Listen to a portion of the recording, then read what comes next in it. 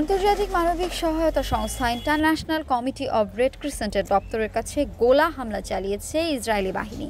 এতে নিহত হয়েছেন অন্তত ২২ জন, আহত হয়েছেন আরও ৪৫ জন। নিহতদের সবাই ওই কার্যালয় চত্বরের আশেপাশে আশ্রয় নিয়েছিলেন। শুক্রবার সন্ধ্যায় ওই গোলা হামলা ঘটেছে বলে এক বিবৃতিতে জানিয়েছে আইআরআইসি।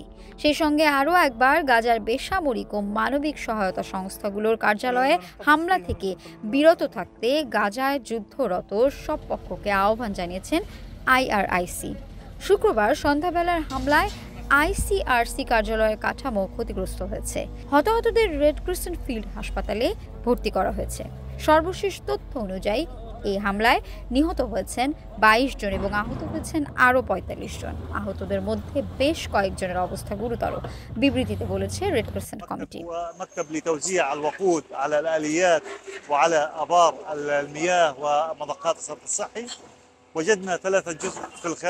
এদিকে ইসরায়েলি প্রতিরক্ষা বাহিনী সংক্ষিপ্ত এক বিবৃতিতে দাবি করেছে এই হামলা ইসরায়েলি সেনাবাহিনী ঘটায়নি।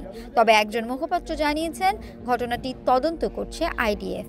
গত ৭ অক্টোবর ইসরায়েলি ভূখণ্ডে হামাস যোদ্ধাদের অতর্কিত হামলার পর ওই দিন থেকেই গাজায় অভিযান শুরু করে আইডিএফ, যা এখনও চলছে।